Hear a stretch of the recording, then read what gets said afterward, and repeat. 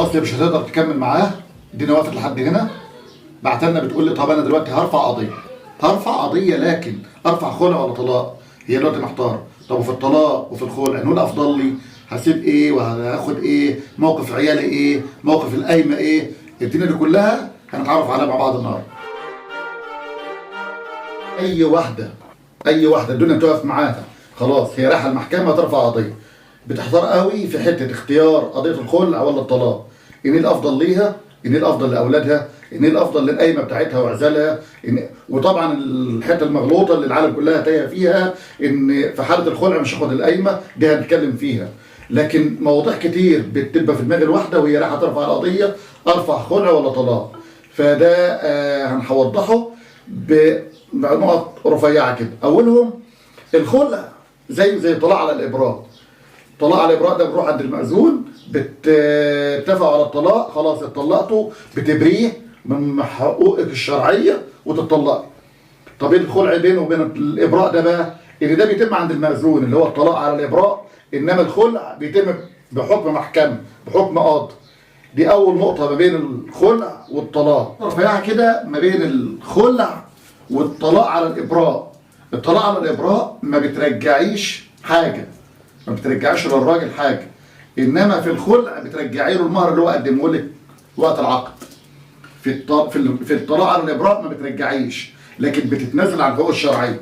هناك بتتنازل عن الحقوق الشرعيه في الخلع، وكمان بترد المهر اللي هو قدمه لك. الطلاق والخلع، الطلاق لازم يكون عندك الاسباب اللي هتقدميها للمحكمه عشان تقول ان عايزه اتطلق. الاسباب دي متجوز من غيرك، بيسيء معاملتك، امور كتير هنتكلم فيها في فيديو تاني، لكن يكون عندك الاسباب اللي هتقدميها للمحكمه عشان تقول انا هتطلق ليه. في الخلع مفيش تقديم اسباب، يكفيك ان انت كاره العيشه معاه، فانت بترفعي دعوه خلع بتطالبي فيها بان انت تنفصل عن الراجل ده، بترجعي له المهر وبيتحكم لك بالخلع بناء على كده. بترجعي المهر وتتنازل عن الحقوق الشرعيه. طب ايه هي الحقوق الشرعيه اللي انا هتنازل عنها عشان اخد الخلع من زوجي؟ بتتنازل عن حاجه اسمها نفقه عده، نفقه متعه، ومؤخر. المؤخر اللي مكتوب لك في القسيمه ده خلاص بتتنازل عنه قدام القاضي ان انت مش هتاخدي ولا هتطالبي بالكلام ده، ولا نفقه العده ولا نفقه المتعه. طب القايمه؟ لا، القايمه لها كلام تاني هنبقى نتكلم فيه. طب الطلاق هاخد فيه نفقه العده ونفقه المتعه والمؤخر لو قدرت تاخدي حكم محكمه ان انت يعني تستحقي الحكم بالطلاق لان هو اللي بيسوء معاملتك، تزوج عليك زوجه اخرى خلال اخر سنه، لا ينفق، عنده سبب قوي ان انت تطلبي الطلاق.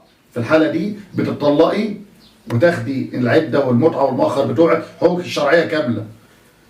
وزي ما اتفقنا حته القايمه هنتكلم فيها، لان القايمه العالم مغلوطه قوي ان انا في الخلع زي ما بسيب الحقوق الشرعيه بسيبها. لا، الكلام ده مش مظبوط. انت عارفه ان في حاله رفعك لدعوى الخلع ان المحكمه لازم هتتدخل في الصلح بينكم مره، ولو في اولاد هيبقى مره واثنين.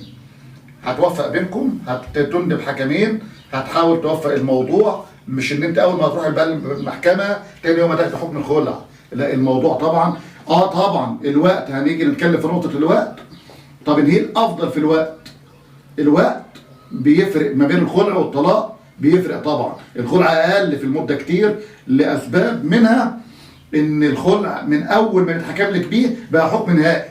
يعني الحكم من الدعاوى معلهاش استئناف. يعني الزوج مجرد ان يطلقك في الطلاق هيبقى يستأنف، والحكم ممكن يرجع تاني لمحكمه درجه اعلى من المحكمه الاولى وتنظر القضيه مره تانيه.